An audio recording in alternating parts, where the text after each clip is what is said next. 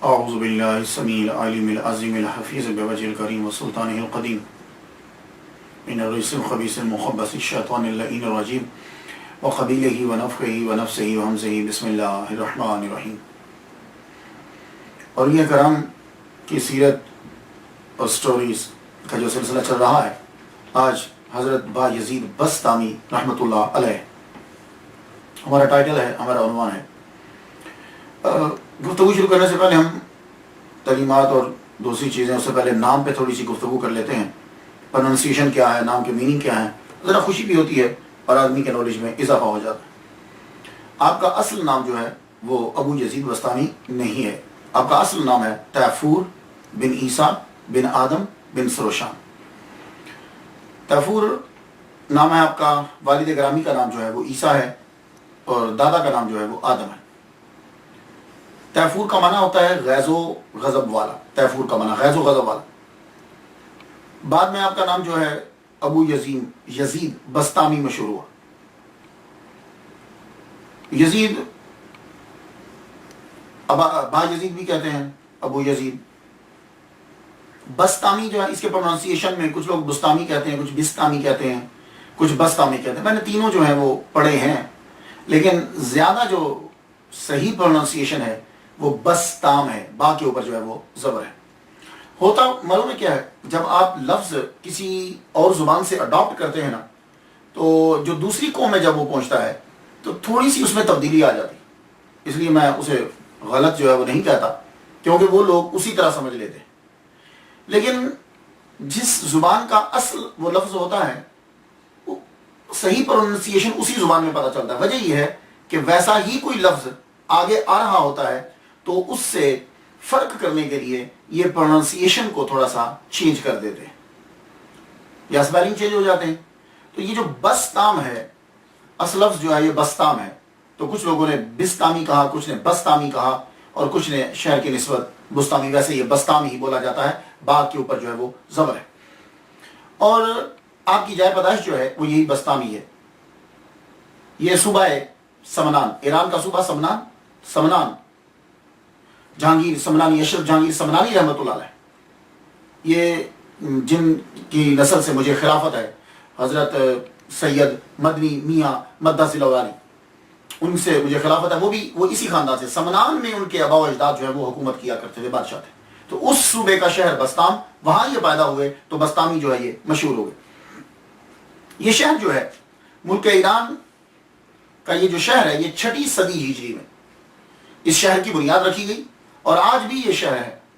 اور 2006 کے اندر اس کی جب مردم شماری کی گئی، سینسس جو ہے مردم شماری جب کی گئی، تو اس شہر کے لوگ جو ہیں 7,382 7,382 کی پاپولیشن ہے، آبادی ہے اس کے اندر۔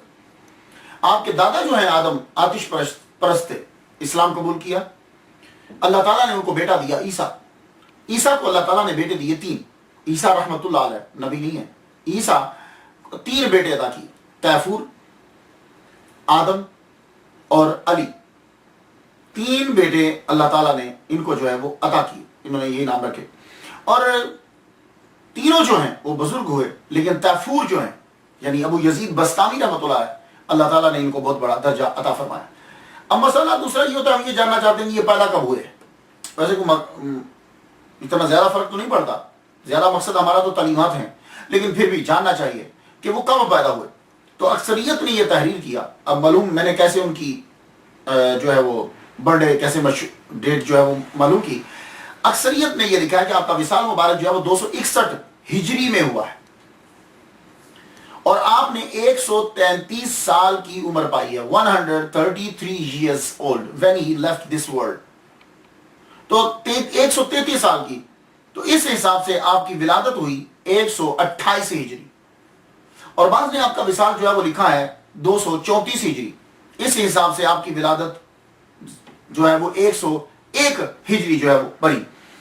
ایک اور بات عرض کرتا جب حضرت ابو یزید بسطامی رحمۃ اللہ علیہ کے بارے میں، کہ اکثر لوگوں نے جو ہے وہ اپنی کتابوں کے اندر پڑھنا تو پڑتا ہے، ظاہر ہے اسٹڈی تو کرنا پڑتی ہے، انہوں نے اپنی کتابوں میں لکھا کہ حضرت با یزید بسطامی رحمۃ اللہ علیہ نے امام جعفر صادق رحمۃ اللہ علیہ سے روحانی طور پر، اویسی سلسلہ آپ سمجھتے ہیں، ویسے انہوں نے فیض حاصل کیا ہے، بظاہر سامنے بیٹھ کر ان کے پاس جا کر علم حاصل نہیں کیا، کیونکہ حضرت امام جعفر صادق رحمۃ اللہ علیہ جو ہے رضی اللہ تعالیٰ عنہ وہ چلے گئے تھے دنیا سے، یہ بعد میں پیدا ہوئے۔ لیکن میں گزارش کرنا چاہوں گا، میں نے جب سن گنے ہیں، دیکھا کہ کس سن میں یہ پیدا ہوئے اور کس سن میں وہ، تو اس حساب سے میری تحقیق یہ ہے کہ روحانی ویسی سلسلہ نہیں ہے، یہ حقیقی طور پر ظاہری طور پر حضرت ابو یزید بستامی رحمۃ اللہ علیہ نے امام جعفر صادق رضی اللہ تعالیٰ عنہ کی زیارت کی ہے۔ اب وہ کیسے؟ کیونکہ امام جعفر صادق رضی اللہ تعالیٰ عنہ کا وصال جو ہے وہ 148 ہجری میں ہوا ہے، یہ تو کنفرم ہے نا، 148 148 ہجری میں ہوا ہے، اور حضرت ابو یزید بستامی رحمۃ اللہ کی پیدائش کب ہوئی ہے؟ 128 ہجری میں۔ تو جب امام جعفر صادق رضی اللہ تعالیٰ عنہ دنیا سے رخصت ہوئے تو اس وقت حضرت ابو یزید بستامی رحمۃ اللہ کی عمر 20 سال تھی، اس وقت ان کی عمر 20 سال تھی۔ اب آپ لوگ پہلی صدی، دوسری صدی، تیسری صدی، چوتھی صدی، ان صدیوں کے جو علماء کرام اسکالر ہیں بڑے بڑے، ان کی جا کے زندگی پڑھ لیجئے، ان کے بارے میں اکثریت آپ کو نظر آئے گی کہ 17 سال کی عمر میں وہ تمام مروجہ علوم پڑھ لیتے تھے، 17 سال میں وہ اس مقام پہ پہنچ جاتے تھے کہ فتویٰ دے سکے، اگر ان کی فیملیز جو ہیں وہ نیک ہوتی تھی، خاندان جو ہے وہ اس میں علم ہوتا تھا، تو 17-20 سال میں وہ بچہ جو ہے وہ تمام علم پڑھ کر فارغ ہو جائے گا۔ تو اگر بایزید بستامی رحمۃ اللہ علیہ جو ہے 20 سال ان کی عمر ہے، تو یہ کبھی بھی نہیں ہو سکتا کہ آپ نے حضرت امام جعفر صادق رضی اللہ تعالیٰ عنہ کی زیارت نہ کی ہو۔ تو اس لیے میری دلیل جو ہے وہ یہ، اور میں نے ثابت کیا ہے آپ کو کہ 20 سال کے تھے جب حضرت امام جعفر صادق رضی اللہ تعالیٰ عنہ دنیا سے رخصت ہوئے، تو اس لیے آپ کی ملاقات ہے حضرت امام جعفر صادق رحمۃ اللہ علیہ سے، حضرت بایزید بستامی رحمۃ اللہ علیہ نے جا کر پڑھا ہے۔ لیکن ادب کی انتہا یہ تھی کہ حضرت ابو یزید بستامی رحمۃ اللہ علیہ جتنا عرصہ رہے ہیں امام جعفر صادق رحمۃ اللہ علیہ کی بارگاہ میں، کبھی بھی آپ نے نظر اٹھا کر ان کے چہرہ انور کو نہیں دیکھا۔ کیا مطلب؟ یعنی آپ نے ہمیشہ اپنے سر کو جھکائے رکھا ان کے سامنے، اور ایک مرتبہ بڑا عرصہ جب گزر گیا تو آپ نے فرمایا کہ فلاں طاق سے کوئی چیز لے کر آؤ، تو کہنے لگے حضور طاق کہاں ہے؟ کہا تمہیں اتنا عرصہ ہو گیا میرے پاس رہتے ہوئے، کیا معلوم نہیں ہے کہ ہمارے کمرے میں طاق کہاں ہے؟ کہ عرض کی حضور میں نے تو آج تک آپ کے قدموں سے نظر اٹھا کے اوپر تک نہیں دیکھا۔ اس وقت پھر آپ نے یہ کہا تھا جاؤ ابو یزید چلے جاؤ، تمہاری تکمیل ہو گئی، اب تم واپس چلے جاؤ۔ تو جن کتابوں نے یہ لکھا ہے کہ آپ کی ملاقات نہیں ہے، ان کا سورس ہوگا کوئی نہ کوئی، لیکن میں نے آپ کو بتا دیا کہ سن کے حوالے سے 20 سال کی عمر تھی جب حضرت امام جعفر صادق رضی اللہ تعالیٰ عنہ دنیا سے رخصت ہوئے۔ اب ایک اور مسئلہ، حضرت ابو یزید بستامی رحمۃ اللہ کے نام میں یہ لفظ یزید ہے، یہ یزید نام رکھنا جو ہے وہ کیسا ہے؟ ایک مسئلہ بھی نام پہ ذرا گفتگو کر لیں پھر آگے بڑھ جاتے ہیں کہ یہ جو ابو یزید نام ہے، یزید، یہ یزید نام رکھنا جو ہے وہ کیسے ہے؟ پہلی بات تو یہ ہے کہ میں آپ کو یہ بتا دوں کہ یزید کے معنی اچھے ہیں، یزید کے معنی اچھے ہیں۔ کچھ نام ایسے ملیں گے کہ معنی برے ہیں لیکن وہ نام اچھوں کے تھے، کچھ لوگ نام اچھے ہیں معنی اچھے ہیں لیکن کچھ لوگ بیچ میں عجیب سے آگے۔ یزید کا معنی ہوتا ہے ہی ول انکریز، وہ بڑھائے گا، ٹھیک ہے؟ تو معنی اس کا جو ہے وہ بڑا اچھا ہے۔ یزید کا معنی جو ہے گرو، یہ بھی ان کا معنی ہوتا ہے، اس کا معنی جو ہے انکریزنگ، ایور انکریزنگ، معنی تو جو ہے وہ اچھا ہے۔ لیکن کیا یہ نام رکھنا کیسا ہے؟ تو اس کے بارے میں کافی اسکالر جو ہیں وہ دنیا کے، انہوں نے ڈسکس کی ہے کہ یزید نام رکھنا کیسا ہے۔ جیسے ان میں سے ایک ابن کثیر ہے، ابن کثیر نے بھی اس کے اوپر جو ہے وہ ڈسکس کی ہے، اور انہوں نے تو سینکڑوں کی تعداد میں تابعین، صحابہ کرام، بہت سے اسکالر ایسے ثابت کیے ہیں کہ جن کے نام جو ہے وہ یزید تھے۔ اب کچھ لوگوں نے کہا کہ یزید نام رکھنا برا ہے، میں اس گفتگو میں نہیں پڑھتا کہ اچھا ہے یا برا ہے، میں آپ کو صرف ریسرچ بتا رہا ہوں۔ تو وہ کہنے لگے کہ یزید نام رکھنا جو ہے وہ برا کیوں ہے؟ تو جو برا سمجھتے تھے انہوں نے کہا کہ اس لیے کہ یزید جو ہے اس نے قتل کیا حضرت امام حسین رضی اللہ تعالیٰ عنہ کو، قتل کروایا، خود تو نہیں کیا، قتل کروایا، شریک تھا ان کے ساتھ، اس لیے یزید نام رکھنا جو ہے وہ برا ہے۔ تو کہنے لگے پھر تو عبد الرحمن بھی نام نہیں رکھنا چاہیے، کیونکہ عبد الرحمن جو ہے اس نے قتل کیا، شہید کیا حضرت مولا علی شیر خدا رضی اللہ تعالیٰ عنہ کو، تو حضرت مولا علی بڑے ہیں کہ امام حسین، اور یزید تو پیچھے تھا، صرف قاتلوں کی پشت پناہی کر رہا تھا۔ تو جو عبد الرحمان ہے اس نے تو ڈائریکٹلی حضرت علی پر حملہ کیا ہے، تو اب کیا عبد الرحمان نام رکھنا چھوڑ دیا جائے یا نہیں؟ تو اصل میں بات کیا ہے میں آپ کو بتاتا ہوں. یزید بڑے بڑے اچھے لوگوں کے نام رہے ہیں، لیکن جب سے میڈیا ابھرا، اخبار، ریڈیو، ٹی وی، لوگ جو ہیں ان کا تعلق علم کے ساتھ زیادہ ہوا، تو اہل تشیع کی وجہ سے، اور وہ واقعہ جب مشہور ہوا تو یزید کی نفرت، وہ نام جو تھا وہ زیادہ مشہور ہو گیا، اور جو نام جو ہے وہ زیادہ اچھے لوگوں کے تھے وہ نام جو ہے وہ دب گئے. صرف لوگ یزید جانتے ہیں، تو ہم بھی کافی عرصہ تک صرف ایک ہی یزید جانتے تھے، اور وہ یزید جو امام حسین کے مقابل میں، باقی سینکڑوں لوگوں کے نام یزید ہیں کہ جو اچھے گزرے، ہمیں ان کے بارے میں کچھ پتہ نہیں تھا. تو اس لیے باقی خیر، اب یہ ہے کہ میں یہ عرض کرنا چاہوں گا کہ کیا کوئی اور نام دنیا میں ختم ہو گئے ہیں کہ ہم نے یزید نام ہی رکھنا ہے؟ چھوڑ دیجئے، اور بڑے بڑے اچھے نام ہیں، آپ ان اچھے ناموں کو جو ہے وہ رکھیے. اصل چیز کی طرف، گفتگو کی طرف آ جائیے. پہلا ٹرننگ پوائنٹ، ہم جب کبھی سیرت بیان کرتا ہوں، میں جو بیان کرتا ہوں، تو میں اس میں پہلا پوائنٹ یہ لیتا ہوں کہ یہ تصوف کی جانب کس طرح آئے. یہ بڑا اہم پوائنٹ ہوتا ہے کہ تصوف کی جانب جو ہے وہ کس طرح آئے. تو حضرت ابو یزید بستامی رحمۃ اللہ علیہ، اکثر جو ان کے ماننے والے ہیں، جو ان کے سلسلے والے ہیں، انہوں نے تو یہ کہا ہے کہ یہ مادرزاد ولی ہیں. ٹھیک ہے، لیکن لوگوں کو بھی سمجھانا ہے مادرزاد ولی ہیں. آپ کی ماں نیک، والد گرامی، اور جو آدمی مسلمان ہوتا ہے، کنورٹڈ ہے، جو واپس آتا ہے اسلام کی طرف، وہ اس مسلمان سے زیادہ عمل کرتا ہے اچھا کہ جو خاندانی مسلمان چلا رہا ہے. تو نیک لوگ ہیں یہ. لیکن پھر بھی ایک ریزن بنی.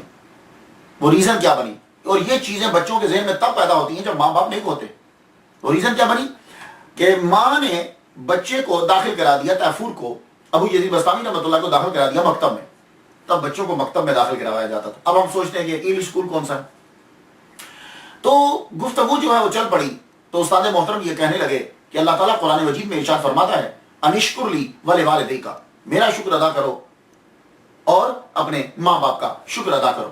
آپ نے چھٹی سے پہلے ہی بستہ رکھا اور گھر واپس آ گئے. ماں جی نے دیکھا کہ تیفور بڑی جلدی آ گیا ہے. کہا بیٹے خیریت ہے، تم بہت جلدی آ گئے ہو، کیا خیر تو ہے، چھٹی ہو گئی؟ کہا نہیں ماں، بات پوچھنے آیا ہوئے. آج استادوں نے یہ پڑھایا ہے انشکر لی ولوالدیک، میرا شکر ادا کرو. رب کہتا ہے یا ماں باپ کا. تو ماں میں 2 گھروں کا خیال نہیں رکھ سکتا. بچہ ہے، سوچ دیکھیے کہ ماں میں 2 گھروں کا خیال نہیں رکھ سکتا. تو یا تو اپنے لیے مجھے رکھ رہے کہ میں ٹوٹلی تیرے لیے کام کرتا رہوں، تو یا ماں مجھے چھوڑ دے کہ میں رب کے لیے مجھے وقف کر دے. تو وہ ماں بھی ولیہ کاملہ تھی. ماں اب اس ان جملوں سے پتہ چلتا ہے کہ وہ آدمی کس مقام پر ہے. ماں کہہ سکتی تھی بیٹے میں اکیلی ہوں، تم یہاں رہ جاؤ، میری خدمت کرو. نہیں، کہا ٹھیک ہے بیٹے جاؤ، میں نے اپنے تمام حقوق تمہیں بخش دیے. جو میرے حق تھے نا تم پر، تو میں نے بخش، میرے جو حق ہے نا وہ میں نے بخش دیے. جاؤ، تم اللہ کے لیے تمہیں وقف کیا. تو فرماتے ہیں کہ میں پھر وہاں سے نکلا. یہاں سے حضرت ابو یزید بستامی رحمۃ اللہ کا سفر شروع ہو گیا تصوف. 30 سال تک سیریا، شام جسے کہتے ہیں، سیریا کے صحراؤں میں، بیابانوں میں پھرتے رہے. اور آپ نے وہاں علم بھی حاصل کیا. علم کے بغیر کوئی ولی نہیں بن سکتا. ہاں، یہ جاہل اور چس پینے والے یہ ولی نہیں ہوتے، یہ بات یاد رکھیے. جب اللہ تعالیٰ کسی کو ولی بناتا ہے تو عارف بناتا ہے. پھر اب علم حاصل کر رہے ہیں. تو 113 اساتذہ سے آپ نے علم حاصل کیا، 130. اور میں آپ کو بتا چکا ہوں یہ اتنی تعداد کیسے بنتی ہے. اور انہیں سب سے اہم حضرت امام جعفر صادق رحمۃ اللہ علیہ، یہ ہیں امام جعفر صادق رضی اللہ تعالیٰ عنہ، یہ ہیں سب سے بڑے. آپ کے بہت سارے اساتذہ ہیں. ایک استاد آپ کے کردی بھی ہیں. کرد عراق کے اندر یہ شہر، اور یہ کہتے ہیں کہ یہ جتنے کرد ہیں یہ سلطان صلاح الدین ایوبی رحمۃ اللہ علیہ، شہید، جانتے ہیں آپ، فاتح بیت المقدس، ان کی نسل میں سے ہیں کرد. اس لیے ان کو جینے نہیں دیا جاتا. آئے دن کوئی نہ کوئی ان کے اوپر حملہ ہوتا رہتا ہے. تو سلطان صلاح الدین ایوبی کی جو نسل ہے وہ کرد کہلاتی ہے ایک تحقیق کے مطابق. تو حضرت ابو یزید بستامی رحمۃ اللہ علیہ کے ایک استاد جو ہے وہ کردی ہیں، کرد کے رہنے والے. میں نے ایک جگہ پڑھا ہے کہ آپ نے وصیت کی تھی کہ جب تم مجھے دفناؤ تو میرے استاد کی قبر کے پاس دفنانا، لیکن ایک بات یاد رکھنا کہ میری قبر جو ہے وہ میرے استاد کی قبر سے بلند نہیں ہونی چاہیے. اور آپ کے اساتذہ میں سے ایک ابو علی بھی ہیں. آپ کہتے ہیں کہ ابو علی، ہم نے ان سے یہ سیکھا فنا فی التوحید، یعنی تصوف کے اسباب جو ہیں وہ ہم نے ان سے سیکھے ہیں. یہ بھی ایک استاد ہیں. اور آپ کے اساتذہ میں سے ایک خواجہ شقیق بلخی رحمۃ اللہ علیہ بھی، یہ بھی بہت بڑے بزرگ گزرے ہیں. اب استاد اتنا اہم ہو اور بیٹا تو شاگرد بھی، تو علم کی کمی نہیں رہتی. یہ خواجہ بلخی رحمۃ اللہ علیہ جو ہیں اتنے بڑے بزرگ اور تصوف، اللہ اکبر، اور فنا فی توحید کہ جہاد کر رہے ہیں، این جنگ کے اندر بیچ دونوں گروپ کے لیٹ گئے اور سو گئے اور اوپر ڈھال رکھ لی. تو حضرت حاتم اصم فرماتے ہیں، کہتے ہیں کہ میں نے خود ان کے خراٹوں کی آواز سنی. تو یہ بھی ان کے اساتذہ. ابو زکریا یحییٰ معاذ رازی یہ بھی آپ کے اساتذہ میں ہیں. ابو یزید بستامی رحمۃ اللہ کے وصال سے 3 سال قبل ابو زکریا یحییٰ معاذ رازی نے جو ہے وہ وصال کیا ہے. اب احمد بلخی بھی جو ہے وہ ان کے اساتذہ میں سے. اب یہ علم جو ہے آپ نے حاصل کیا، تو آدمی علم حاصل کرنا، تصوف میں آنا، یہ ابتدائی چیزیں ہیں. اصل شے ہوتی ہے کہ ولی نے کمال کب حاصل کیا ہے. یہ بھی ایک اہم ٹرننگ پوائنٹ ہوتا ہے کہ جس چیز میں ولی کامل لگا تھا، وہ تصوف کی جس میں آغاز کیا تھا، اس کے کمال میں پہنچا کب. تو انہی کی زبانیں سن لیجئے.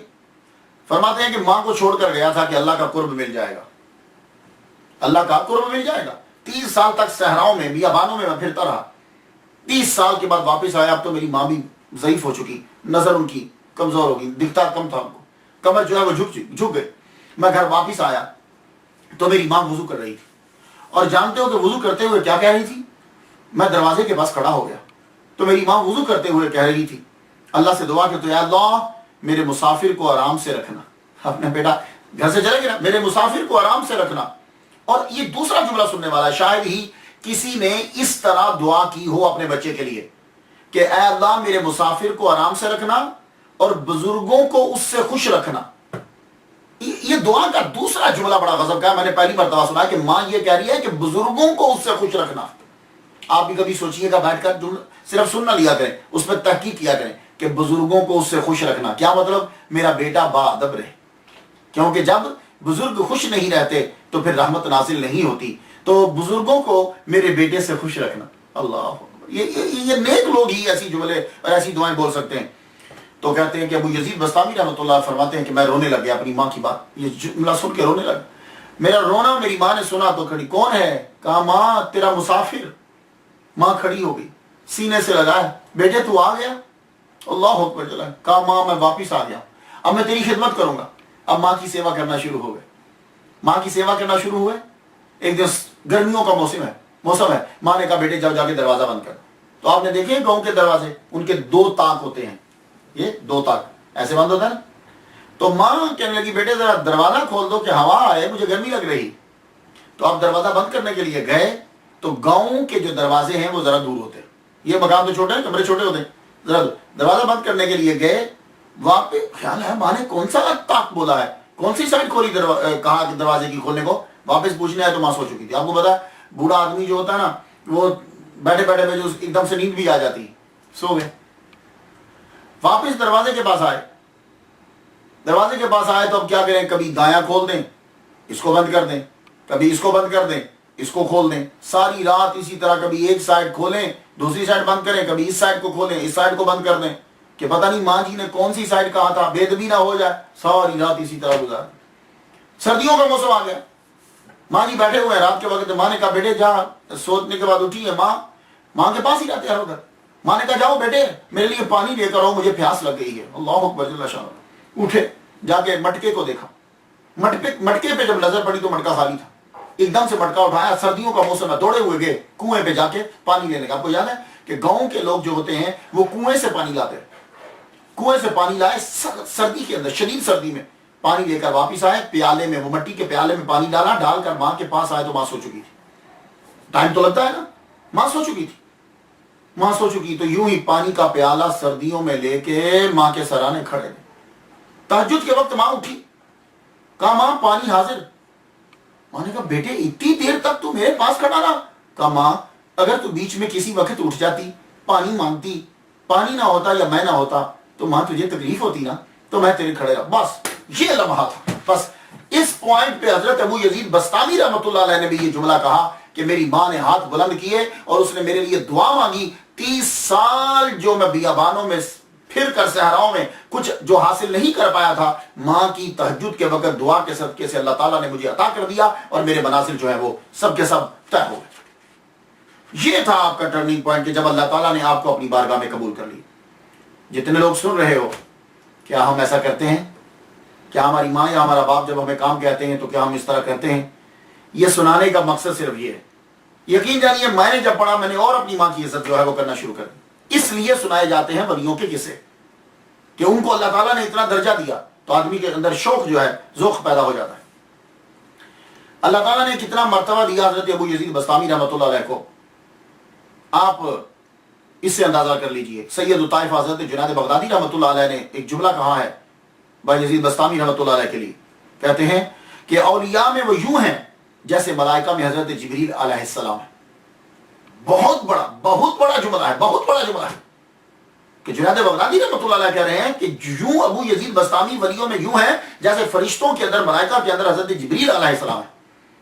اب اس جملے کی مشابہت جو ہے وہ کس طرح ریزمبلنس ہے وہ آپ لوگ خود بھی سوچ کے پیدا کر سکتے ہیں. میرے ذہن میں ایک بات آئی ہے کہ جب میں نے ان کی زندگی پڑھی تو انہوں نے توحید کے معارف پہلی ٹائم جو ہے وہ لوگوں کے اندر اوپن کر دی. توحید کے معارف جو ہے خاص طور پر فنافی توحید، اس کے معارف کھلی طور پر لوگوں کے اندر جو ہے وہ بیان کیے ہیں. تو جبریل علیہ السلام جو ہیں وہ اکثریت نبیوں کے پاس پہلے وہی لے کر آتے تھے. تو اللہ تعالیٰ کا پیغام جس طرح نبیوں کے پاس وہ لے کر آتے، ایسے ہی اولیاء کے پاس جو ہے یہ حضرت بایزید بسطامی رحمت اللہ علیہ کے ذریعے سے فنافی توحید کے معارف اور یہ اسرار جو ہیں وہ پہنچے.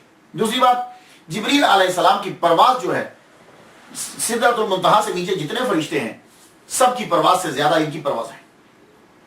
اسی طرح حضرت ابو یزید بسطامی رحمۃ اللہ علیہ کی پرواز تمام اولیاء میں سب سے زیادہ ہے. آپ ان کا معراج جو ہے، جو ان کی روح کی پرواز ہے، اسے ڈیٹیل کے ساتھ پڑھ لیجئے گا. سب سے زیادہ اولیاء میں پرواز جو ہے وہ ان کی. ایک بات یاد رکھیے گا کہ اللہ تعالیٰ جس کو بھی دیتا ہے اس کی اپنی عطا ہے. اسی لیے حضرت جنید بغدادی رحمۃ اللہ علیہ نے فرمایا سالکین راہ خدا کے مقامات کی جو انتہا ہے وہ ابو یزید بسطامی رحمۃ اللہ کی ابتدا. بس یہ اس سے اندازہ آپ کو ہو جائے گا جو میں نے ابھی جملہ کہا ہے، اس جملے سے کہ جیسے سدرۃ المنتہا سے آگے حضرت جبریل علیہ السلام کی بہت پرواز ہے.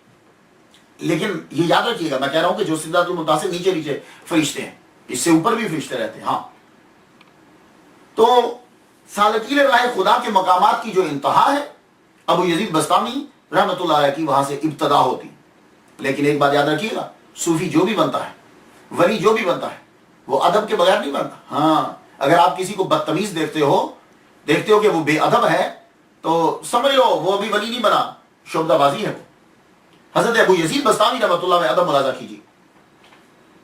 آپ تصوف ہوتا ہی سارا ادب ہے، یہ بات یاد. کسی ایک نے تصوف کی تعریف ہی یہ کی ہے، ادب.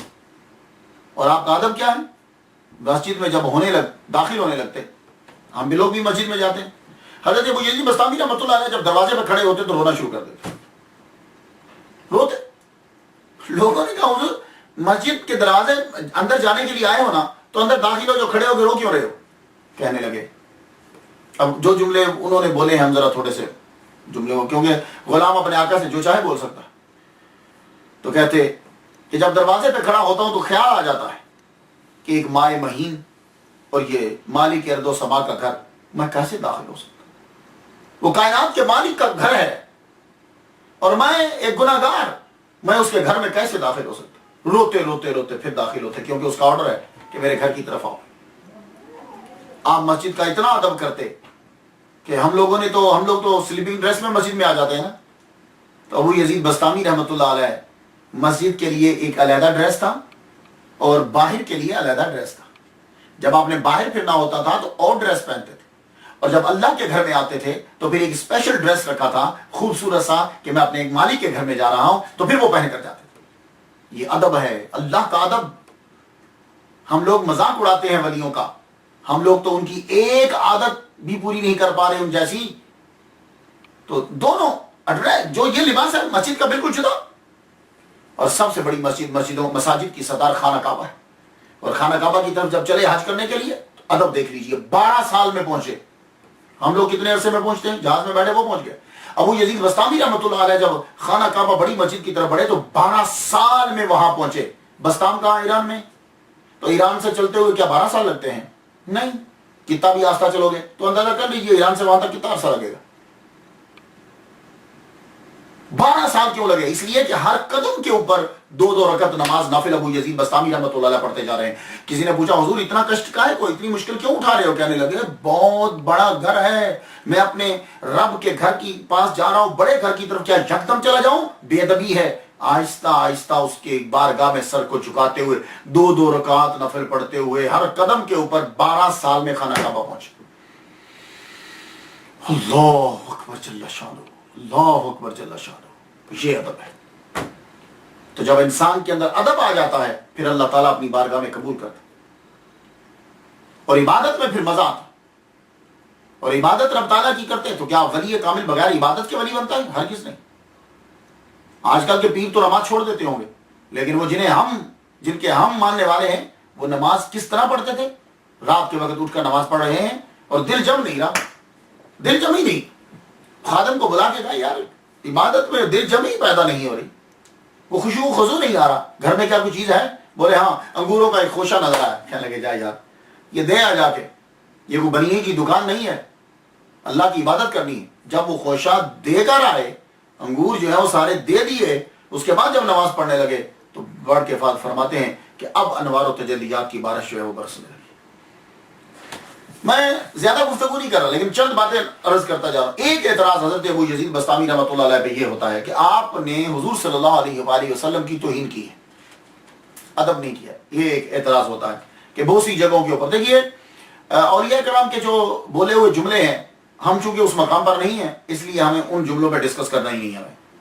لیکن میں یہ بتا دوں کہ حضرت ابو یزید بستامی رحمۃ اللہ علیہ حضور صلی اللہ علیہ وآلہ وسلم کے انتہائی ادب کرنے والے، جو مسجد کا ادب اتنا کرتا ہے کہ جس کی نسبت اللہ کی طرف ہے، کیا وہ نبی کا ادب نہیں کرتے ہوں گے؟ کیا اپنے آپ کو نبی سے بلند ظاہر کرتے ہوں گے؟ ہرگز ایسا نہیں ہے. میں آپ کو ایک بات بتلانا چاہتا ہوں اور غور سے سماعت کیجئے گا. صوفی جو ہوتا ہے اور ولی جو ہوتا ہے، نبی کا گستاخ کبھی ولی نہیں بن سکتا. ہاں یہ یاد رکھنا، جس نے ذرہ برابر نبی کی گستاخی کی ہو وہ کبھی ولایت کے مقام پہ فائز نہیں ہو سکتا. حضرت ابو یزید بستامی رحمۃ اللہ نے خود نہ کبھی نبی کی نہ مقام نبوت کی، کبھی توہین نہیں کی، اور نہ ہی خود کو کبھی نبی سے نہ مقام نبوت سے خود اپنے مقام کو افضل سمجھا. میں بنا گفتگو آئے شیخ فرید الدین عطار رحمۃ اللہ علیہ جو لکھتے ہیں، کہتے ہیں کہ حضرت ابو یزید بستامی رحمۃ اللہ علیہ نے فرمایا میں 30 سال وحدانیت، 30 سال توحید الوہیت اور 30 سال یکتائیت کی فضا میں پرواز کرتا رہا. پھر سن لیجیے، 30 سال وحدانیت، 30 سال الوہیت اور 30 سال یکتائیت کی فضا میں پرواز کرتا رہا. یعنی 90 سال تک آپ توحید کے اندر غرق رہے. ولیوں سے بڑھ کر توحید کسی کو نہیں آتی، یہ بات یاد رکھیے گا. اور یہ آج صرف دوسروں کو بدنام کرنے کے لیے توحید کا سہارا لیا جاتا ہے. اصل توحید ان لوگوں کے پاس تھی. 90 سال فنا فی اللہ، فنا فی توحید رہنے کے بعد فرماتے ہیں کہ 4000 مراتب طے کرنے کے بعد میں کمال تک پہنچ گیا. جب میں کمال تک پہنچا تو خیال آیا کہ مجھ سے تو کوئی بلند نہیں ہوگا، کیونکہ میں 90 سال فنا فی توحید رہا ہوں. اب جس مقام پہ میں پہنچا 4000 منازل طے کر کے جس جگہ پہنچا ہوں، مجھ سے تو کوئی بلند نہیں ہوگا. تو فرماتے ہیں کہ میں نے جب سر اٹھایا، اب جملے سن لیجئے گا، میں نے جب سر اٹھایا تو میں نے اپنا سر ایک نبی کے قدموں میں پایا. حضور کی بات کبھی نہیں ہو رہی، ایک نبی کے قدموں میں پایا. کیا آپ کہہ رہے ہیں کہ میں 90 سال توحید کے سمندر میں غرق رہنے کے بعد 4000 مراتب طے کر کے جب کمال تک پہنچا ہوں تو میرا سر ایک نبی کے قدموں میں تھا. یعنی مطلب ہے کہ میں ایک نبی سے نہیں بڑھ سکا. تو حضور کا درجہ تو بڑا ہے. تو فرماتے ہیں ولایت کی انتہا نبوت کی ابتدا ہوا کرتی ہے. ایسے ولی کے بارے میں کہیں گے اصل میں کیا ہوتا ہے کہ فرینکلی اسپیکنگ بعد میں آنے والے لوگ کچھ ایسے پیدا ہو جاتے ہیں کہ جو اپنی پسند کی تشریح کو آگے مشہور کر دیتے ہیں. ایسی ہستی کے بارے میں یہ کہنا کہ انہوں نے خود کو حضور سے افضل کہا، ہرگز ایسا نہیں. سن لیجیے، ولایت کی انتہا نبوت کی ابتدا ہوا کرتی ہے، لیکن نبوت کی کوئی انتہا نہیں ہوتی. یہ مخلوق میں گفتگو ہو رہی کہ نبوت کی کوئی انتہا نہیں، لیکن ولایت کی انتہا ہے. تو جو مقام نبوت کی ابتدا کے آگے اپنی انتہا کو تسلیم کر رہے ہیں تو وہ نبی سے کیسے خود کو افضل قرار دے لیں گے؟ آپ فرماتے ہیں میری روح جب جنت دوزخ اور ملائکہ کا مشاہدے کے لیے روانہ ہوئی تو ہر نبی سے میری ملاقات ہوئی تو ہر نبی کو میں نے جھک کر سلام کیا، ہر نبی کو میں نے جھک کر سلام کیا۔ ابو یزید بسطامی فرماتے ہیں میں نے جھک کر سلام کیا، پھر میں حضور صلی اللہ علیہ وآلہ وسلم کی بارگاہ میں جب پہنچا، آپ بہت دور ہیں مجھ سے، پہلے نبیوں کے قریب گئے، حضور بہت دور ہیں، مجھ میں ہمت نہیں ہوئی، میں نے ہمت نہیں ہوئی، جب میں نے سرکار کو دیکھا میں ہیبت کی وجہ سے غش کھا کے گر گیا، بے ہوش ہو گیا میں، اور جب میں اٹھا مجھے ہوش آیا تو فرماتے ہیں کہ میں نے جھک کر حضور کو سلام کیا۔ اب آپ بتائیے ان کے بارے میں کہیں گے، فرماتے ہیں میں نے جھک کر حضور صلی اللہ علیہ وآلہ وسلم کو سلام کیا، اور کہتے ہیں مجھے قرب خداوندی تو ہوا، کیونکہ آدمی اپنی طاقت کے مطابق مشاہدہ کر لیتا ہے، کیونکہ وہ نور ہے مجسم تو نہیں، مگر اس کے محبوب کی زیارت کے لیے بہت طاقت کا ہونا ضروری ہے۔ جس ہستی کے بارے میں نبی کی زیارت کرنا اتنا بڑا بلند مرتبہ ہے، کیا وہ اپنی ذات کو ان سے بلند کہیں گے؟ ابو یزید بسطامی فرماتے ہیں کہ اللہ کا قرب اس وقت تک نہیں ملتا جب تک انسان خودی کو ختم نہ کر دے، اور خودی تب ختم ہوتی ہے جب تم محمد صلی اللہ علیہ وسلم کی اطاعت کرو گے۔ یہ جملے سن لیجئے، اب آپ مت کہیے گا میری تقریر سننے کے بعد کہ ابو یزید بسطامی رحمۃ اللہ نے چھوڑی ہے ان جملوں کو۔ ہمیں اتنی بڑی لائنیں اور اتنے واقعے جو ہیں اس کے برابر میں ایک جملہ لے آنا، وہ خود کو حضور صلی اللہ علیہ وآلہ وسلم سے کیا بڑا سمجھنا ہے؟ ہر اولیاء کی باتیں حدیث مصطفیٰ اور آیات اللہ کی طرح محفوظ نہیں ہیں، کچھ لوگوں نے عمل دخل بیچ میں کی ہے۔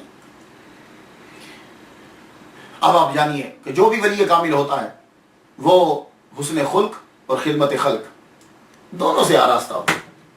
اگر اس میں عاجزی نہیں ہے ولی کہے گا ہے، اور اگر وہ لوگوں کی خدمت نہیں کر رہا تو وہ ولی کس طرح ہے؟ جو جتنا اللہ کے قریب ہوتا ہے وہ اتنا بندوں کے لیے آسانی پیدا کرتا ہے۔ سب سے زیادہ قریب اللہ تعالیٰ کے محمد مصطفیٰ صلی اللہ علیہ وسلم ہے، اس لیے رحمت للعالمین ہے وہ، اور اللہ کے قریب ہے تو رحمت للعالمین ہے۔ وہ بندوں کے لیے اتنی ہی آسانی پیدا کرے گا اور رحیم ہوگا ان کے لیے۔ آپ اتنا خیال رکھتے تھے بندوں کا، حضرت ابو یزید بسطامی رحمۃ اللہ، یہ چیزیں میں آپ کو بتا رہا ہوں، اگر آپ نے دیکھنا ہے کہ یہ بندہ ولی کامل ہے تو یہ چیزیں اس کے اندر دیکھو۔ وہ لوگ دھوکے باز آج کل پیدا ہو چکے، یہ بات یاد رکھیے۔ تو اس لیے یہ چیزیں بتائی جاتی ہیں کہ یہ ہیں اولیاء کرام کی صفات، یہ ہے صوفیاء کرام، یہ ہے پیر۔ آپ جب نماز پڑھنے لگتے، عبادت کرنے لگتے تو سوراخ بھی بند کر دیتے۔ سنو یہ لوگ تو لوگوں کے سامنے جا کر دکھا کے اپنی کرامتی اور اپنی خوابیں بتاتے میں نے یہ کیا، میں نے یہ کیا، سوراخ تک بند کر دیتے، سوراخ بند کر دیتے۔ خادم نے پوچھا حضور دروازے اور باریوں کی تو سمجھ آتی ہے، سوراخ کیوں بند کرتے ہو؟ کہنے لگے جب میں ذکر کرنے لگوں اور ذکر میں جب وجد آئے میں رونے لگوں تو میری آواز جو ہے وہ ہمسایوں تک نہ جائے، میری آواز باہر نہ جائے تاکہ سویا ہوا پریشان نہ ہو جائے۔ تو کیا ہم اولیاء کرام کی سیرت پر عمل کر رہے ہیں؟ ہم تو اپنے سپیکر کھول دیتے ہیں رات کے 12 بجے 1 بجے کھول دیتے ہیں سپیکر، اور وہ بیچارہ جس نے صبح امتحان دینا ہے یا وہ جس کے گھر میں ریس کوئی بیمار پڑا ہوا ہے اس کو بھی ہم جگاتے ہیں، اسے بھی تنگ کرتے ہیں، اور یہ با یزید بسطامی ہے کہ اپنی عبادت کے لیے سوراخ تک بند کر رہے ہیں۔ دوسروں کا جب خیال رکھا جاتا ہے تو اللہ تعالیٰ کرم فرماتا ہے اور اسے بھی ہدایت آتی ہے، نرمی جو ہے بڑی اچھی چیز ہوتی ہے۔ ایک مرتبہ قبرستان کے قریب سے حضرت ابو یزید بسطامی رحمۃ اللہ گزر رہے ہیں، تھوڑا سا آگے ہوئے تو دیکھا کہ ایک لڑکا اور ایک اس کا ساتھی مل کر ساز بجا رہے ہیں، ساز بجا وہ جو آپ نے اسے دیکھ کر کہا لا حول ولا قوت الا باللہ العلی العظیم۔ اس لڑکے کو غصہ آیا، اس نے وہ پکڑ کر حضرت ابو یزید بسطامی رحمۃ اللہ کے سر پہ دے مارا، سانس ٹوٹ گیا، آپ کا سر پھوٹ گیا، آپ خاموشی سے گھر چلے گئے۔ صبح کے وقت اس لڑکے کے گھر میں پیسے بھجوائے جتنے کا ساز تھا اور حلوہ بھجوایا، اور خادم سے کہا کہ اسے کہنا کہ ان پیسوں کے تم جا کر اپنا ساز نیا لے لو، اور یہ حلوہ اس لیے بھیجا تھا کہ تیرا غم دور ہو جائے۔ اللہ اکبر۔ وہ لڑکا بھی اور اس کا ساتھی بھی دونوں نے آ کے توبہ کی۔ یہ طریقہ ہے تعلیم کا، یہ طریقہ ہے۔ حالانکہ جس کے نزدیک ساز برا ہے وہ ساز کے پیسے کیوں دے گا؟ یہ نقطہ ذہن میں ہے نا کہ ساز جب بجانا برا ہے تو ابو یزید بسطامی اب ساز لینے کے لیے پیسے کیوں دے رہے؟ نہیں، یہی تو بات ہے۔ انہیں معلوم تھا کہ اب یہ پیسے جائیں گے تو اب ساز نہیں آئے گا، وہ لڑکا خود آئے گا، اب اس کے اندر ایمان آئے گا، اس کے اندر تصوف آئے گا، ساز نہیں آئے گا۔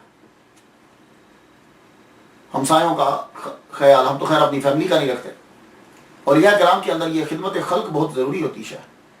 آپ کا جو پڑوسی تھا وہ یہودی تھا، ایک جگہ مجوسی بھی لکھا ہے، گاڈ نوز بیٹر، لیکن نان مسلم تھا، مسلمان نہیں تھا. وہ کہیں باہر چلا گیا بزنس کے سلسلے میں. آپ عبادت کر رہے تھے کہ آپ نے رات کو بچے کے رونے کی آواز سنی، اٹھے، دروازہ کھٹکھٹایا، پوچھا کیا مسئلہ کیا ہے؟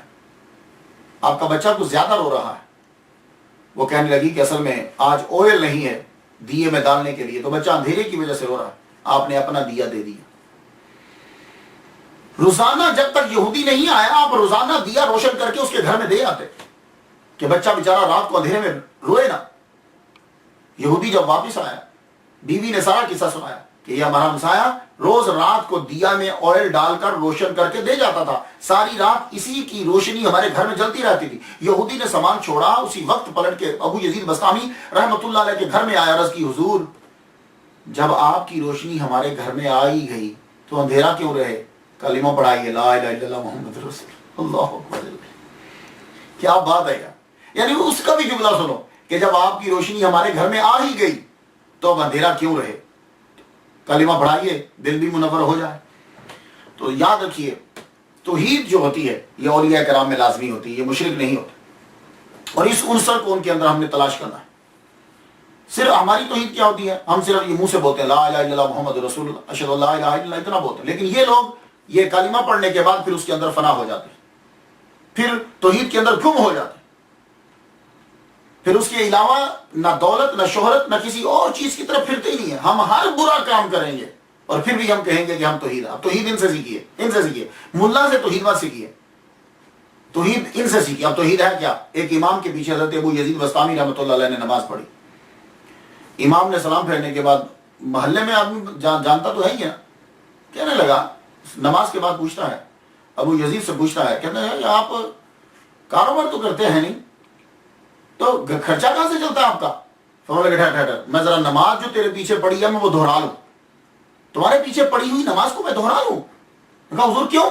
کہنے لگے ایسے ایمان کے پیچھے نماز ہوتی ہی نہیں کہ جس کو یہی نہیں پتا کہ رزق آتا کہاں سے ہے اور رزق کس کے ذمہ ہے. جس کو اپنے رازق کا نہیں پتا اس کے پیچھے نماز نہیں ہوتی. یہ ہے اصل توحید. ایک بندہ 30 سال تک آپ کی خدمت میں رہا.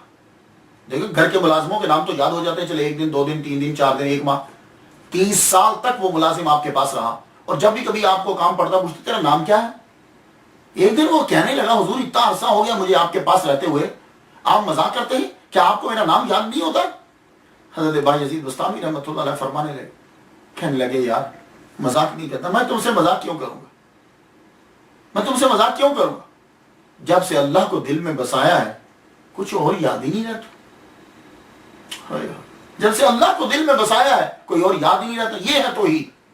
ہم نے توحید معلوم ہے کسے سمجھا ہوا ہے؟ لا الہ الا اللہ محمد رسول اللہ طوطے کی طرح پڑھتے رہو پڑھتے، نہیں کہ جب سے اللہ کو دل میں بسایا ہے کسی اور کا نام یاد ہی نہیں رہتا. ایک بہت بڑا عنصر ہوتا ہے ولیوں کی زندگی میں جو ہم تلاش کرتے ہیں سب کے ساتھ، وہ کرامت. ہم لوگ جتنے ہیں فٹافٹ دیکھیں گے کرامتیں کتنی ہیں، اور جتنی کرامتیں مشہور ہوگی ہم اتنے اس کے پیروکار اور اس کو بڑا مانتے ہیں. لیکن ایک بات آپ کو بتا دوں کہ سچے اولیاء جو ہیں وہ کرامت کو بھی حجاب مانتے ہیں، اس لیے وہ کرامت سے بڑا بچتے ہیں. جتنا ولی بڑھتا جائے گا وہ کرامت کم ہی دکھائے گا. ویسے اس کے عمل سے صادر ہوتی رہتی ہے تو الگ بات ہے، لیکن ارادتاً وہ کرامت نہیں دکھائے گا. وہ ان سے دور بھاگتے ہیں، کہتے ہیں کہ یہ کرامت حجاب ہوتی ہے. ایک روز آپ لوگوں سے کہہ رہے تھے پانی پر آدمی کا چلنا کوئی بڑی بات نہیں ہے، چھوٹی سی لکڑی کا ٹکڑا بھی پانی پہ چل رہا ہوتا ہے، اور ہوا میں اڑنا کوئی بڑی بات نہیں ہے، ایک چھوٹا سا حقیر سا مچھر بھی ہوا میں اڑتا ہے. تو کسی نے پوچھا جی پھر بڑی بات کیا ہے؟ کہنے لگے کرامت یہ ہے کہ اللہ کے علاوہ دل کسی اور شے کی محبت میں گرفتار نہ ہو، یہ ہے کرامت. تو اب اگر آپ لوگوں نے کبھی کسی میں کرامت دیکھنی ہو تو یہ شعبدہ بازی مت دیکھنا ہندوؤں اور سکھوں والی، اس میں دیکھنا ہے تو یہ جملہ دیکھنا. کیا فرمایا ابو یزید بسطامی رحمۃ اللہ نے؟ کرامت یہ ہے کہ اللہ کے علاوہ دل کسی اور شے کی محبت میں گرفتار نہ ہو. تو جو چندہ اکٹھا کر رہا ہو، پیسے مانگ رہا ہو، نہیں، وہ شعبدہ بازی ہوتی، ہوا میں اڑنا، پانی پہ چلنا، یہ چیزیں نہیں ہیں، یہ بچتے ہیں اس. جتنا کوئی زیادہ مشہور ولی ہوگا مریدین کرامات ان کے لیے بیان کرتے رہیں. بعض اوقات تو ایسا ہوتا ہے کہ کسی ولی کی کرامت پکڑ کر اس ولی کے اندر ڈال دیں. ابتدا میں صادر ہوتی ہیں کرامتیں ان سے, ابتدائی مناظر, تو جو وہ استقامت کی طرف بڑھتے ہیں تو پھر کرامات صادر ہونا کم ہو جاتی. ایک دفعہ حضرت ابو یزید بستامی رحمۃ اللہ علیہ یوں بیٹھے ہوئے ہیں, تو جب آدمی بوڑھا ہو جاتا ہے تو ٹانگیں ذرا تھک جاتی ہیں. آپ نے ٹانگیں پسار لی اب ٹانگیں, آگے مرید بیٹھا ہوا تھا, اب اس کی سمجھ میں پتہ نہیں کیا آیا, اس نے بھی ٹانگیں پیر کی طرف کر دی, حضرت ابو یزید بستامی رحمۃ اللہ کی طرف کر دی. تو آپ نے تو کچھ دیر کے بعد اپنی ٹانگیں جو ہیں وہ سمیٹ لی, پیچھے کر لی, لیکن جب اس نے ٹانگیں پیچھے کرنا چاہی تو وہ نہیں کر پایا. ساری زندگی پھر ٹانگیں اس کی سیدھی. اور شروع کے واقعات میں سے, آپ جنگل سے جا رہے ہیں, ایک بڑھیا کو جنگل میں سے گزرتے ہوئے دیکھا, اور بڑھیا نے سر کے اوپر جو ہے وہ آٹا اٹھایا ہوا ہے. تو آپ سے آ کے کہتی ہے, ادھر آؤ, یہ میرا آٹا جو ہے وہ میرے گھر تک پہنچاؤ. آپ قریب گئے, آٹا پکڑا, دور سے شیر پہ نظر پڑی, جنگل سے گزر رہے تھے, شیر کو بلا, ادھر آؤ. شیر کے اوپر آٹا رکھ دیا. تو بیوی سے کہنے لگے, یہ شیر تمہارے گھر تک آٹا چھوڑ آئے گا. عورت کہنے لگی, کیا بات ہے اس بڑھیا کی بھی. تو فرماتے ہیں کہ اگر کسی نے پوچھا کہ یہ شیر تیرا آٹا کیسے لا رہا ہے تو کیا بولو گی تم؟ لوگ پوچھیں گے تو صحیح نا, کہنے لگی ہاں بولوں گی کہ ایک خود نما ظالم سے میری ملاقات ہوئی, یہ اس نے بھیجا. جملہ سن لیجیے, خود نما ظالم سے ملاقات ہوئی اور اس نے یہ جو ہے آٹا جو ہے وہ رکھا. آپ فرمانے لگے, مجھے ظالم تو نے کیوں کہا, میں نے تو کوئی ظلم نہیں کیا.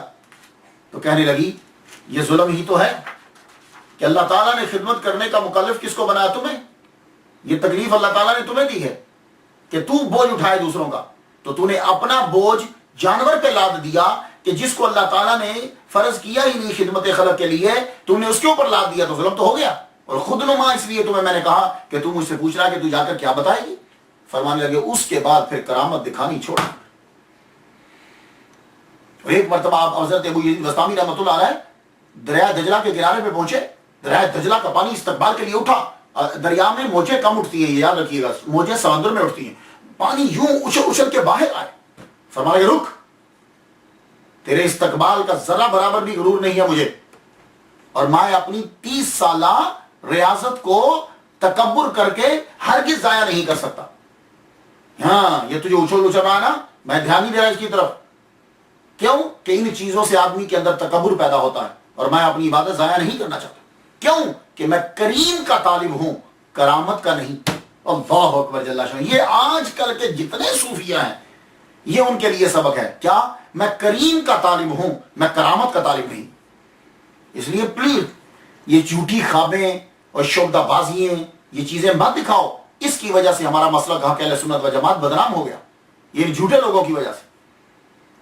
میں کریم کا طالب ہوں نہ کہ کرامت کا. ایک گفتگو ذرا تھوڑی سی علمی ہو جائے, اس کے بعد گفتگو کو مکمل کرتے ہیں. آپ کچھ اصلاحات بھی ذرا ہوتی رہیں, جب آپ تصور میں آئیں تو آپ کو ان کے بارے میں کچھ معلوم ہو. 2 لفظ ہیں, صحب اور سکر. صحب اور سکر جو ہے, حضرت ابو یزید بستامی رحمۃ اللہ علیہ سکر کو ترجیح دیتے تھے صحب پر. اب یہ ہے کیا, کچھ سمجھ میں آئے گی تو معنی سمجھ میں آتا ہوگا تو پتہ چلے گا کہ کس کو کس پر ترجیح کیوں دیتے تھے. تو سن لیجئے, سکر کہتے ہیں نشے کو. وہ قرآن مجید کی یاد آئی آپ کو, لا تقربوا الصلاۃ وانتم سکارا. تو سکر کہتے ہیں نشے کو. لیکن اب اس کا مطلب یہ نہیں ہے کہ تصوف میں نشہ بھی ہوتا ہے. اب صحب اور سکر ہے کیا؟ صحب کا آسان مطلب میں کر دوں تو ہوش, اور سکر کا مطلب آسان کر دوں تو مدہوشی. میں ایک شعر پڑھتا ہوں, اذا طلع الصباح لنجم راح تساوی فیہ سکران وصاح. جب شراب کے ستارے کی وجہ سے صبح ہو تو اس میں مست اور ہوش دونوں برابر ہیں. اب آ جائیے کہ صحب اور سکر ٹرمینالوجی اصطلاحات کا میننگ ولایت کے اندر, تصوف کے اندر کیا ہے. یہ اگر آپ تصوف سیکھتے ہیں تو آہستہ آہستہ میں بھی اس کو بھی شامل کر رہا ہوں ان کے اندر. جب ولی کامل غیبت سے, غیوبت سے, غیب ہونا سمجھ دو, دنیا و مافیا اور بعض اوقات خود سے بھی غائب ہو جاتا ہے, تو اس سے غیبت سے جب وہ احساس کی طرف آتا ہے تو اسے صحب کہتے ہیں. اب غیبت ہے کیا, میں آسان کرتا ہوں. آدمی بیٹھا ہوا ہے, آنکھیں کھلی ہوئی ہیں, چیزیں بھی نہیں دکھ رہی, یہ ہے سکر. یہ نہیں ہے اس نے کوئی نشہ کیا ہے, یہ ساری چیزیں پڑی ہوں گی, اسے نظر کچھ نہیں آئے گا. کیوں؟ اس لیے کہ وہ دیکھ رہا ہے پر دیکھ نہیں رہا، وہ اللہ تعالیٰ کی توحید کے سمندر میں غرق ہے۔ اس کی مثال دیتا ہوں میں، حضرت جنید بغدادی رحمۃ اللہ علیہ تشریف فرمایا، تب بڑھاپا طاری ہو چکا، بہت عمر ہو چکی، اور آپ کی زوجہ محترمہ بھی بہت بوڑھی، وہ اس وقت سر کے اوپر دوپٹہ نہیں تھا تو کنگھی فرما رہی تھی۔ حضرت شبلی رحمۃ اللہ علیہ، ابو بکر شبلی رحمۃ اللہ علیہ سیدھے اندر داخل آئے، بغیر اجازت کے اندر آ گئے، تو وہ فوراً سے چادر لینے لگی، تو آپ نے فرمایا رک جاؤ، یہ یہاں ہے ہی نہیں، کوئی ضرورت نہیں، یہ یہاں ہے ہی نہیں۔ حضرت شبلی رحمۃ اللہ علیہ حضرت جنید بغدادی کی بارگاہ میں بیٹھے رہے، باتیں سنتے رہے، ایک دم رونے لگے۔ آپ نے مڑ کے فرمایا اب لے لو، اب دوپٹہ لے لو، یہ واپس پلٹ آیا ہے۔ تو یہ ہے، وہ پہلے سکر میں تھے، اب صحو میں آ گئے۔ اب سمجھ گیا؟ یہ آسان سی مثال۔ تو سکر، آپ نے یہ کہا کہ سکر جو ہے یعنی دنیا کی طرف توجہ نہ دینا، خدا کی سوچ میں غرق رہنا، وہ کہتے ہیں یہ سکر جو ہے یہ افضل ہے۔ تو دلیل دیتے ہیں کہ داؤد علیہ السلام جو ہے وہ حالت سہو میں تھے، تو قاتل داؤد جالوتا، اس لیے اللہ تعالیٰ نے کہا کہ داؤد نے جالوت کو قتل کیا، لیکن محمد صلی اللہ علیہ وآلہ وسلم حالت سکر میں تھے، داؤد حالت سہو میں تھے، حضور حالت سکر میں تھے، یعنی رب کی محبت میں گم تھے۔ تو انہوں نے جو کنکریاں پھینکی تو رب نے کہا وما رمیت اذ رمیت ولکن اللہ رمی۔ لیکن حضرت جنید بغدادی رحمۃ اللہ علیہ کہتے ہیں کہ سہو جو ہوتا ہے وہ افضل ہوتا ہے سکر سے۔ خیر یہ تو بڑی ہستی ہیں، میں ان پہ گفتگو کیا کروں، آپ اتنا سن لیجئے، جس کو جس مقام پہ جو ملا اس کو وہی ٹھہرا، تو اس کے لیے وہی بلند ٹھہرا۔ وصال صحیح قول جو ہے وہ آپ کا یہ ہے، 15 شعبان بروز جمعہ 261 ہجری میں وصال آپ کا ہوا۔ آپ ہر وقت اللہ اللہ اللہ کرتے رہتے تھے، عالم نظام میں بھی آپ کی زبان پہ اللہ اللہ ہی تھا، اور آخری جملہ حضرت ابو یزید بستامی رحمۃ اللہ کی زبان سے یہ نکلا، اے میرے اللہ، عبادت کی میں نے مگر غفلت کے ساتھ، اور تیری اطاعت کی مگر قصور کے ساتھ، تو مجھے معاف کر دے۔ بس جان جو ہے وہ آپ نے خیرات کر دی۔ تو آپ کا ٹائٹل جملہ جو ہے، جو میں جملہ ایک نکالتا ہوں، ٹائٹل جملہ جو ہے وہ کہی ہے کہ کرامت یہ ہے کہ اللہ کے علاوہ دل کسی اور شے کی محبت میں گرفتار نہ ہو۔ بس کرامت کی آج سے تعریف یاد کر لیجیے، سمجھ؟ یہ کوئی اوپر اڑ رہا ہے، کوئی تمہاری باتیں بتا رہا ہے یا کچھ کر رہا ہے، چھوڑ دیجیے۔ کرامت کیا ہے کہ اللہ کے علاوہ دل کسی اور شے کی محبت میں گرفتار نہ ہو۔ آپ کا مزار شریف کہاں ہے، اس کے بارے میں دو جو ہیں وہ رپورٹیں ہیں۔ ایک یہ ہے کہ آپ کا مزار شریف جو ہے یہ بڑی حیران کن چیز ہے۔ مزار شریف آپ کا جو ہے، میں دونوں آپ کو دکھاؤں گا، بلکہ دکھاتا ہوں میں آپ کو۔ ایک یہ ہے کہ آپ کا مزار شریف جو ہے وہ بنگلہ دیش کے اندر ہے، چٹاگنگ میں، بنگلہ دیش میں ہے۔ یہ آپ دیکھ لیجئے، ذرا دیکھیے اس کو ڈیٹیل کے ساتھ دیکھیے۔ آپ کی قبر مبارک کے بارے میں یہ بات بڑی حیران کن ہے کہ آپ کا ایک مزار شریف جو ہے وہ چٹاگانگ بنگلہ دیش کے اندر ہے، اور ایک مزار شریف جو ہے وہ آپ کا ایران میں۔ یہ چٹاگانگ کے اندر جو مزار ہے یہ اس کی انٹرنس ہے۔ یہ دیکھیے، یہ یہاں سے سیڑھیاں چڑھ کے جو ہے وہ آپ کے مزار کی طرف جو ہے وہ جاتے ہیں۔ یہ مزار جو ہے وہ بہت ہی مشہور ہے۔ یہ دیکھیے، یہ ایک پوری بلڈنگ ہے کہ جس کے بارے میں 1831 کے اندر اظہار کیا گیا۔ یہ آپ کا گنبد ہے، اسی عمارت، پوری عمارت کے اندر یہ مزار شریف ہے، ایک گنبد اس کا، یہ عمارت کے اندر ایک مسجد، اور اس کے سامنے خاص طور پر یہ تالاب ہے۔ یہ مزار شریف آپ کو نظر آ رہا، یہ گنبد، یہ نئی بلڈنگ کا نقشہ جو ہے وہ دیا گیا ہے۔ درگاہ شریف، جامع مسجد، بایزید بستامی آپ دیکھ رہے ہیں رحمہ اللہ تعالیٰ۔ یہ بڑی جو ہے وہ انٹرنس ہے چٹاگان کے اندر۔ یہ دیکھیے، یہ جو خاص چیز جو ابھی آپ دیکھ رہے ہیں، یہ کچھوے آپ کو نظر آ رہے ہیں، یہ بالکل بایزید بستامی جو بنگلہ دیش کے اندر جو مزار ہے اس کے بالکل مزار کے سامنے ہے۔ اب یہ مزار جو ہے وہ یہاں کیسے بن گیا، اور یہ ان کی ہسٹری جو ہے وہ کیا، بڑی تیزی کے ساتھ سماعت کر لیجئے۔ 1831 کے اندر یہ دریافت ہوئی ہے۔ تاریخی طور پر تو کوئی ثبوت نہیں ہے کہ بایزید بستامی رحمۃ اللہ علیہ جو ہے وہ بنگلہ دیش کے اندر آئے ہوں، صرف صدری روایات ہیں کہ آپ نے یہاں آ کر چلا کاٹا۔ جب آپ واپس جانے لگے تو لوگ جو ہیں وہ آپ کے فین دیوانے جو تھے، حضور مت جائیے، بڑی محنت سواجت انہوں نے کی، تو آخرکار انہوں نے کیا کیا کہ اپنی چنگلیاں، لٹل فنگر جو ہے اس کو کاٹ کے خون کے چند قطرے جو ہیں وہ گرائے۔ جس جگہ وہ گرے تو آپ نے فرمایا کہ یہاں تم میرے نام کا مزار بنا دو۔ یہ ایک روایت ہے۔ اب اس کے سامنے جو تالاب ہے، یہ تالاب میں جو ٹرٹل آپ دیکھ رہے ہیں، یہ جو کچھوے ہیں، کہتے ہیں کہ جو بد روحیں یہاں تھی جب آپ چلا کاٹنے آئے تھے، تو یہ جو بد روحیں تھیں، ان بد روحوں کو پکڑ کے آپ نے کچھوا بنا دیا۔ ان کچھووں کے اندر خاصیت دیکھیے کہ یہ ہے کہ ان کی جو اوپر آپ کور دیکھ رہے ہیں، یہ بہت سافٹ ہے۔ یہ کور ویسے تو یہ بڑا ہارڈ ہوتا ہے نا، اوپر سے جو مرضی گزار دو، لیکن یہ بہت سافٹ ہے۔ یہ تو کہتے ہیں یہ بد روحیں۔ اب یہ لوگ جو ہیں، یہ دیکھیے، باہر سے یہ خاص طور پر غذا ملتی ہے اسپیشل سی، تو یہ کچھوے جو ہیں کھاتے ہیں، یہ آ کر ان کو ڈالتے ہیں، اور کچھووں کو بھی معلوم ہو چکا ہے. لگتا ہے کہ یہ عرصہ دراز سے یہی طریقہ کار ہے کہ جانور جو ہیں وہ عادی ہو چکے ہیں، زائرین سے ڈرتے نہیں ہیں. جو جب وہ آتے ہیں وزٹر جو ہیں تو وہ سمجھ جاتے ہیں یہ ہمیں کچھ ڈالیں گے. یہ دیکھیے وہ آگے بڑھ کر جو ہے وہ بڑے شوق سے کھا رہا ہے. وہ پلی طرف بھی ایک آدمی جو ہے وہ ان کو ڈال رہا ہے. دونوں دیکھ رہے ہیں آپ. اور کچھوے جو ہیں یہ دیکھیے، یہ بالکل قریب سے دیکھیے. تو یہ جو ہے بدروہیں اگر ہیں یہ، تو پھر ان کو کھانا کیوں ڈالا جاتا ہے؟ تو کہتے ہیں جی بدروہیں چلو چھوڑیے، آخر خوراک تو ہے ان کی، کھاتے تو وہ ہیں، تو ہمیں جانور تو ہیں، خوراک تو ڈالنی چاہیے ہمیں. لیکن کچھ لوگ جو ہیں وہ منتیں مانتے ہیں جی ہم ان کو یہ چیز جو ہے وہ دے دیں گے. میرے خیال کے مطابق جو ہے اتنی سٹوریز بنانے کی کوئی ضرورت ہی نہیں ہے. ولیوں کے بارے میں کوئی اتنی کرامات بنانے سے وہ ویسے ہی ان کا اللہ نے درجہ بلند کیا ہوتا ہے. اور بدروحوں کے اگر کسی کو مسخ کر دیا جاتا ہے، کسی کی بددعا سے کوئی قوم مسخ ہو جاتی ہے، تو یہ یاد رکھیے مسئلہ یہ ہے کہ وہ صرف 3 دن زندہ رہتی ہے. وہ مسخ شدہ جو ہے اس کے بعد وہ ان کا خاتمہ ہو جاتا ہے. بہرحال آپ کا اصل مزار جو ہے وہ، اور ایک یہ ہے کہ آپ کا مزار جو ہے اصل مزار شریف آپ کا جو ہے وہ آپ کا اصل مزار شریف جو ہے وہ بستام کے اندر، سمنان ایران کے اندر جو ہے وہ کا مزار ہے. اس کی بھی آپ دیکھ لیجئے ڈیٹیل کے ساتھ. یہ اس کی باہر کے ساری اصل مزار جو ہے وہ بایزید بسطامی رحمۃ اللہ علیہ کا ایران کے اندر ہے. یہ بستام میں اب دیکھیے یہ بالکل روڈ جاتی ہے اور اس پہ بورڈ بھی لگا ہوا ہے عارف بسطامی.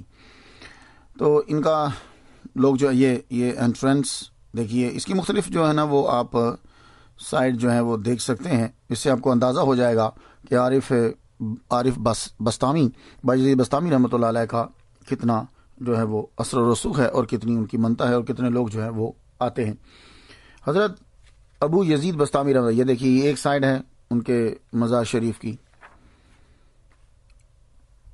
گنبد جو ہے وہ آپ کو نظر آ رہا ہوگا، اس کے اوپر جھنڈا، منارہ جو ہے یہ تعمیر، اور یہ کچھ تھوڑی سی پرانی ہے، بالکل جدید جو ہے وہ نہیں ہے. یہ دیکھیے روڈ کی سائڈ سے جو ہے دیکھیے ان کا مزار شریف. سبحان اللہ. یہ جو بستام شہر ہے اسی کے حوالے سے آپ کو بستامی کہا جاتا ہے. یہ دیکھیے ایک اور دروازہ اس سے بھی نظر کی. یہ دیکھیے یہ سڑک کی طرف سے گنبد شریف کا ملاحظہ کیجیے. یہ پھر دوبارہ خوبصورت کلر. یہ دیکھیے بالکل کلوز اب دیکھیے اسے گنبد شریف کو. گیٹ سے ملاحظہ کیجیے، دوسری طرف سے نظر آ رہا ہے گنبد شریف. یہ جو ہے انٹرنس جو ہے وہ ملاحظہ کیجیے. ایک دروازہ جو ہے وہ یہ بھی ہے، یہاں سے بھی جو ہے وہ داخل ہوتے ہیں. یہ جو شہر ہے ملک ایران کے صوبہ سمنان کے اندر ہے. سمنان کا یہ شہر ہے. 6 صدی میں اس شہر کی بنیاد جو ہے وہ رکھی گئی تھی. یہ دیکھیے یہ بھی ایک گیٹ جو ہے وہ کو نظر آ رہا ہے. سبحان اللہ. یہ سب سے بڑا جو ہے یہ مین گیٹ ہے. اس کو آپ قریب سے دیکھیں تو بہت اس کے اوپر کام کیا گیا، لیکن مرور زمانہ جو ہے وہ اب چونکہ پیسہ لگاتے نہیں ہیں اس لیے یوں پرانی جو ہے یہ عمارت اب دکھتی ہے. یہ دیکھ لیجیے، اب دیکھیں نا رنگ جو ہے وہ کلر جو ہے اتر چکا ہے. تو یہ جو شہر ہے اس کی بنیاد آج بھی یہ شہر ہے. 2006 کے اندر جو ہے وہ اس کی مردم شماری کی جو ہے سنسس جو ہے وہ کی گئی تو اس کی آبادی 7382 تھی. اس کی عمارت جو ہے اس کی عمارت کے اندر کافی ساری چیزیں ہیں. کچھ بزرگ ہیں ان کی قبر. یہ دیکھیے یہ قبر مبارک ہے حضرت بایزید بسطامی رحمۃ اللہ علیہ کا. یہ تویز ہے. یہ بزرگ جو ہیں نقشبندی سلسلے کے ہیں یہ بھی، اور یہ دعا جو ہے وہ فاتحہ پڑھ رہے ہیں. یہ بھی حضرت بایزید جملہ جو ہے پھر سے سماعت کر لیے. کرامت یہ ہے کہ اللہ کے علاوہ دل کسی اور شے کی محبت میں گرفتار نہ ہو. میں نے تو ان کے لیے فاتحہ پڑھ لی، آپ لوگ بھی فاتحہ پڑھ لیجئے گا. اجازت دیجیے. واخر دعوانا الحمدللہ رب العالمین.